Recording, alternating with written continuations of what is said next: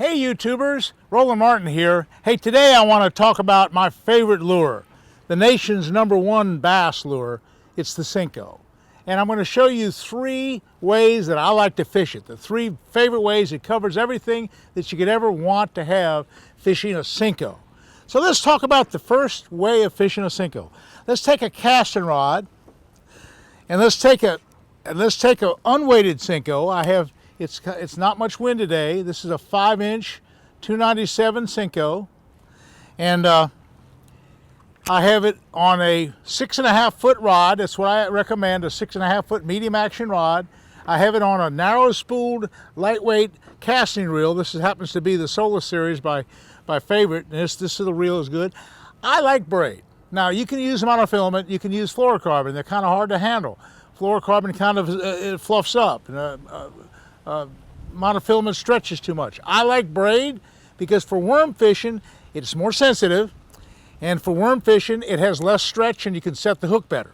So I like braid, and I put a leader on the line. I take a double uni knot and I tie 5 or 6 feet of fluorocarbon leader.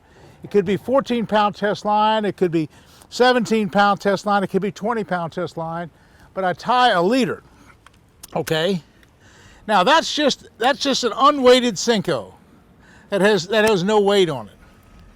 Now that's great for just a day where it's like today, and you can just count it down. You can throw it in the shallow water. I can throw it over in these lily pads right over here, and I can let it sink, and I can let it sink, and it sinks down a few feet. Okay, that's fine for shallow water. But let's talk about adding some weight to it. Let's talk about the different conditions that you'd fish a Senko. And let's come right over here for a second, and I'll show you some different weight options.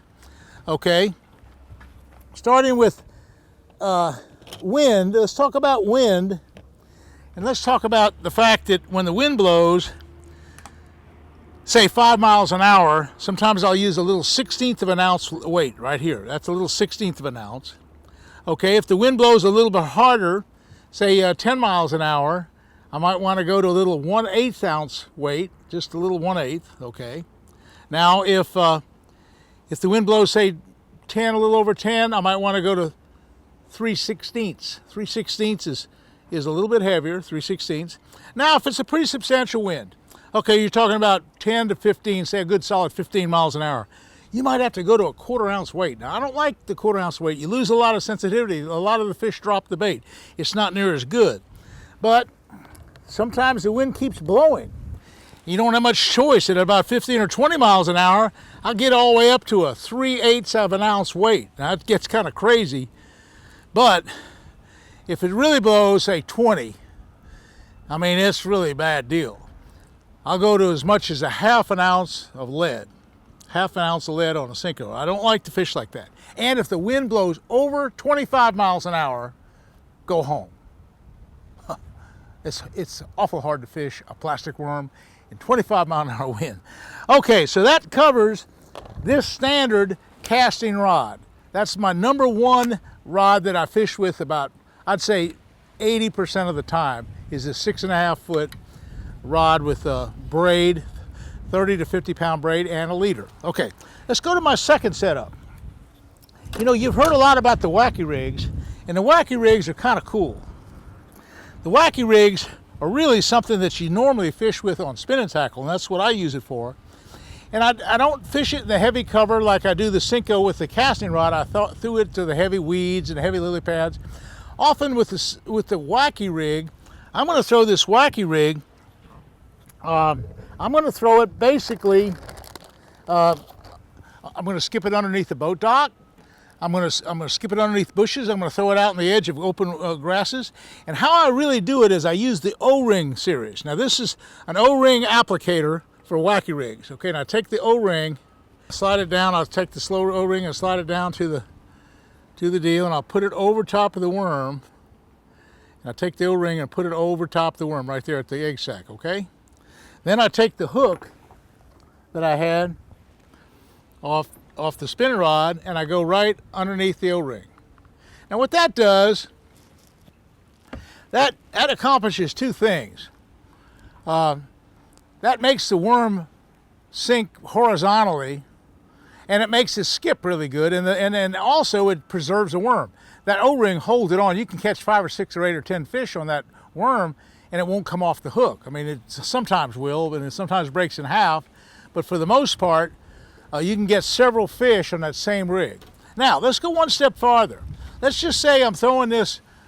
First, I start off by skipping it underneath the boat docks. I mean, look how it skips. I mean, it really skips good. Watch it across the water.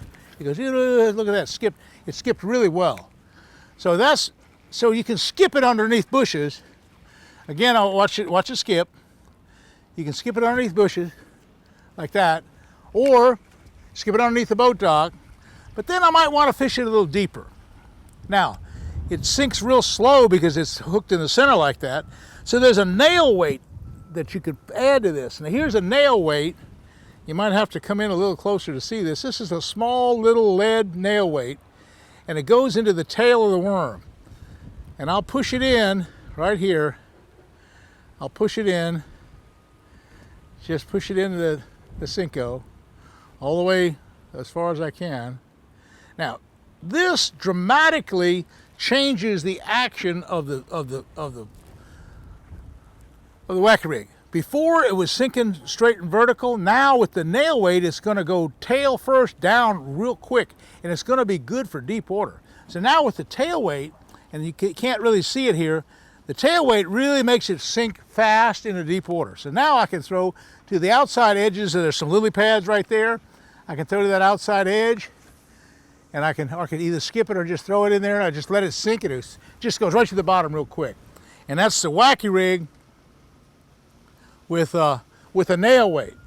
In fact, I was down in Mexico this last couple weeks, and Travis Moran, he's an angler out of California, was taking this exact setup right here, a 5-inch Senko, the same type of line, 10-pound test leader, 20-pound test braid, and he was throwing this same exact setup in 25 and 30 feet of water and catching bass like 7 and 8 pounds regularly on a Wacky Rig, which you can do with the nail weight. So that really covers a lot of territory right there. The nail weight and the Wacky Rig is a big deal.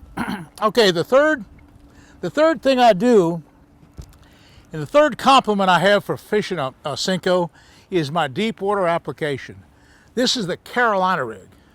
Now, basically what a Carolina rig consists of, it consists of a long rod. In this case, it's a 7.5 foot rod, medium action, and the reason why it's a long rod is that this is a long leader. I'm coming off that swivel about 3 feet or even 4 feet, and I want to have a long enough rod. The first consideration has a long enough rod so I can cast it. Now remember, this is set up for deep water. I'm talking about 10 foot, 15 foot, 20 foot, 30 foot. I'm talking about deep water fishing, and you can cover a lot of water with it because that's normally a 3/4 to a 1 ounce weight. I mean, just reel it in real fast, and I'll show you the setup. The setup's really important here.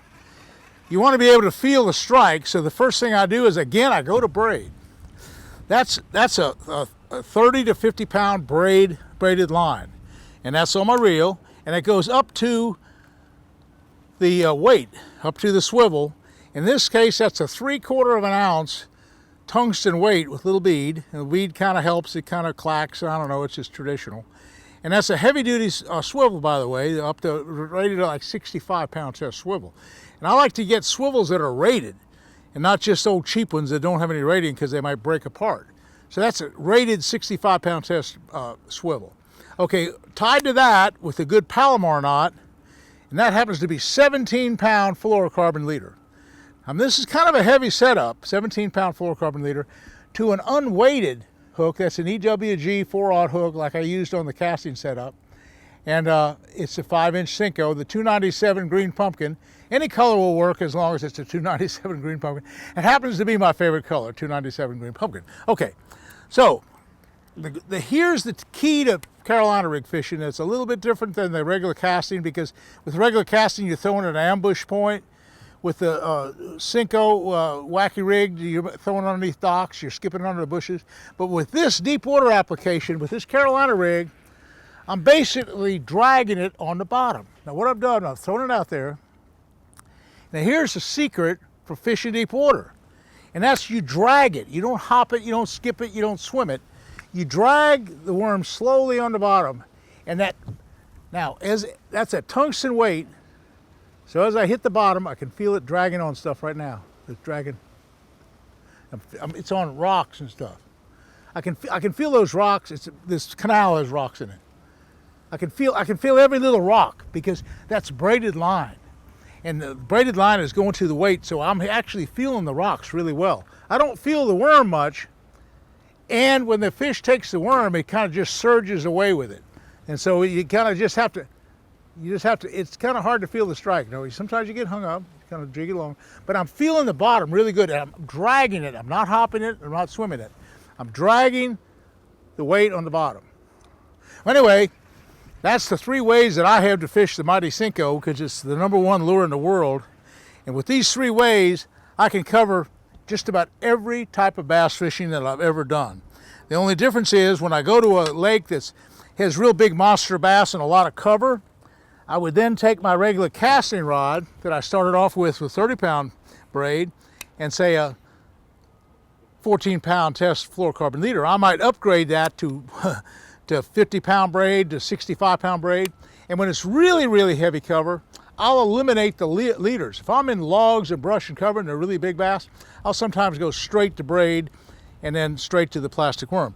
Again, I might have to add weight. I told you about the weight. Now when I'm throwing my Wacky Rig, the Wacky Rig again, there's some other modifications. If you want to get heavy, you can go to up to 50-pound test braid on this 7-foot spinning rod. And I like about a 4,000 size reel or a 3,000 size reel. These are pretty good size reel. You notice it has a bigger spool than normal. It gives me 2 advantages. It gives me a longer cast, #1. And #2, the bigger spool on this spinning reel it gives me a better drag system and of course heavier line. So that's the 3 ways I have of fishing a Senko. I'm telling you folks, if you get hooked on Senkos like I am, you'll consider this the #1 way of catching a largemouth bass. From Connecticut to California, this is the #1 lure. And there are the 3 ways to fish it. Okay folks, I post every Wednesday about 6 o'clock, and that'll be usually a how-to video, and I'll post every Sunday about 6 o'clock, and that's usually a how-to video as well, maybe with some fishing mixed in. And then every Friday I do an update, like what's up, what's happening, Roland, you know, what's happening for the week, the weekly update. Anyway, I enjoy doing the YouTubes. It's a lot of fun. I'm trying to help you guys out. It's just fun teaching you guys if I can. And I hope you subscribe, and thanks for watching.